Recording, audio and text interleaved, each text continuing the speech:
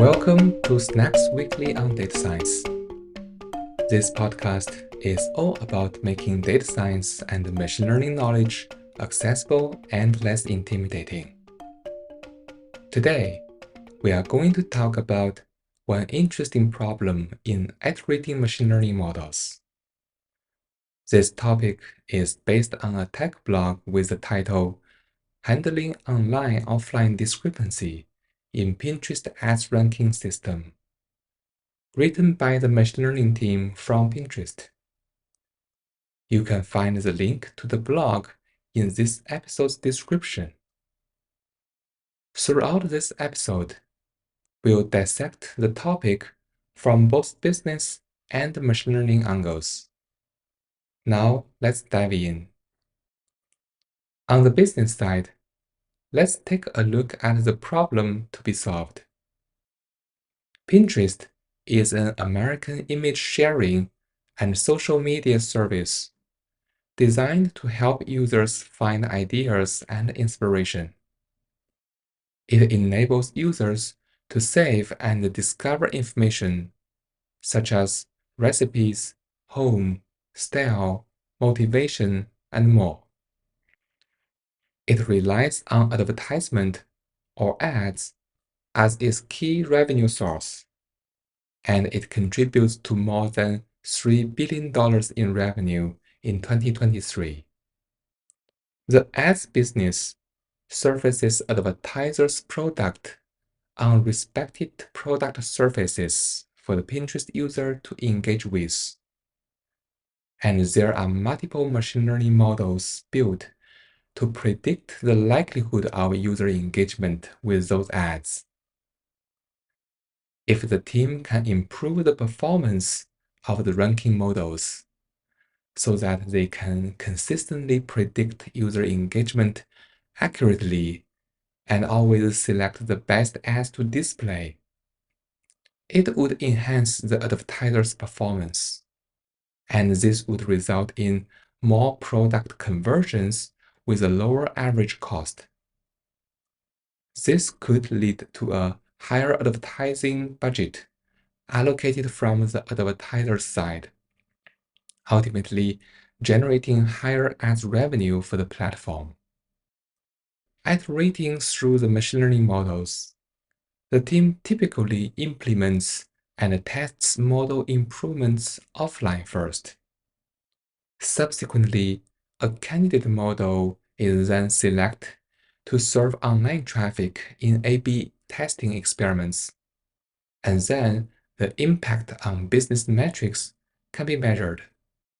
If the offline exploration performance can accurately replicate 100% of the online A/B testing performance result, then the machine learning exploration would be much more directional and effective. However, the reality is that sometimes the offline gains observed may not translate into online observed metrics gains.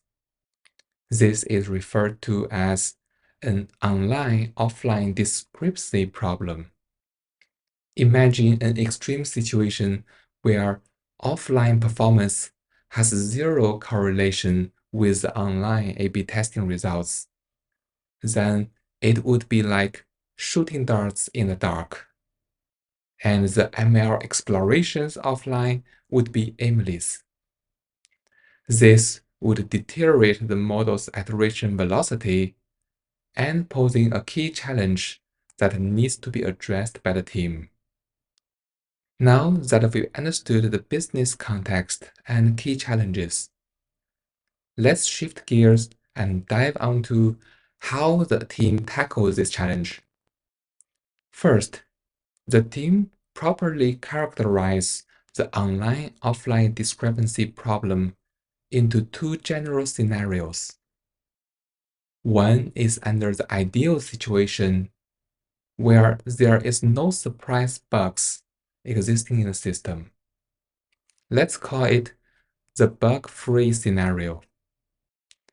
The second one is under the real-life system, where unexpected behaviors could arise from the complex ranking and ad serving system. Let's call it the buggy scenario. We'll talk about how the online-offline discrepancy problems could be addressed in both scenarios. For the bug-free scenario, the offline performance metrics they defined is the area under the ROC curve, where an ROC curve is the graph showing the performance of a classification model at all the possible classification thresholds. The area under the curve is commonly referred as the AUC. A higher AUC indicates a higher probability of a true positive events ranked higher than a true negative events. Here, the true positive events refers to the fact that an ad's impression is clicked by the user. And true negative events is that the ad's impression doesn't lead to any click or conversion.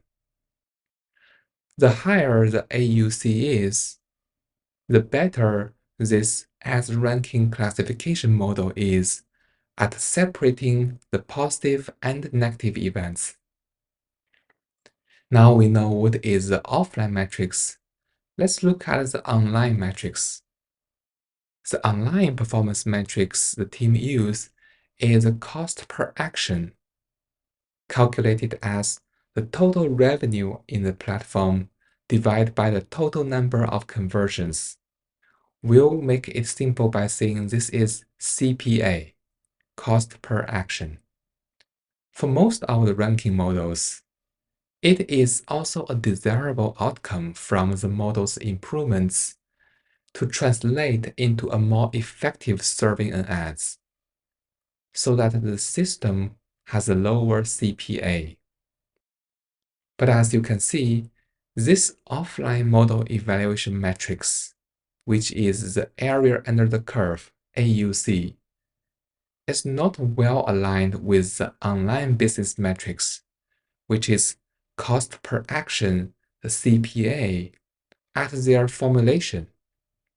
They are different metrics, and this is one primary reason such an online-offline discrepancy happens. Besides the metrics formulation difference, there are also other factors that could lead to this problem as well. For example, the ad serving system has much more than just ads ranking prediction, and there are some downstream logics embedded which may dilute the performance. But in my opinion, those are relatively minor comparing to the principal differences here. Given this intrinsic challenge about the metrics difference, there are two approaches to take on this one. One approach is to simply ignore this online-offline discrepancy problem. As long as there is some correlation between those two metrics, the team can just use the offline performance evaluation as a health check and run online experiments as much as possible. Another alternative approach is to use multiple offline metrics instead of a simple one and do compound analysis. In this way, the offline evaluators could be more correlated to the online version, and the team is taking a more active view with the latter approach. After looking at the bug-free scenario, let's take a look at the buggy scenario. This is how life really should be. When the team doesn't see any online gain or even online loss for models where they see offline gain, the first thing they do is to check if something goes wrong in the system. The ads ranking platform is very complicated, and there are interactions with many other systems as well, such as the bidding part. To fast identifying the root cause, one key is to develop proper tools and monitoring system to quickly find out what goes wrong. The team shares two common failure patterns in this buggy scenario. The first pattern is around the data issue. By saying data, it includes both the features and labels. And data is crucial for training machine learning models. However, there are various factors that can corrupt the data in a large-scale recommendation system. For example, feature distribution may shift over time due to changes in upstream pipeline or business trends. Feature coverages may suddenly drop significantly due to upstream pipeline delays or failures. Or the labels may be delayed unexpectedly and resulting in false negatives in training data. Monitoring the dashboards to capture feature coverage, freshness, and distributions over time are essential to address these common failure patterns. The second common pattern observed is around the discrepancy between model training and serving logics. Serving a model usually goes through a different infrastructure platform than the model training, so multiple things could go wrong. For example, the model checkpoint may get corrupted.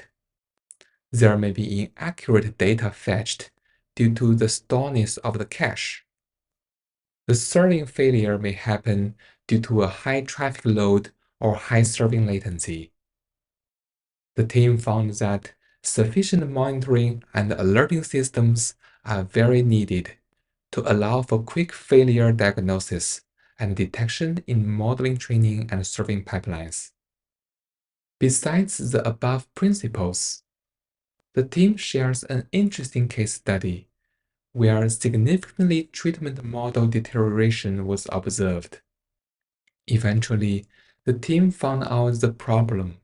It comes from the peak business hour, and it is caused by an elevated query per second, cause their feature servers to provide non-values for requests.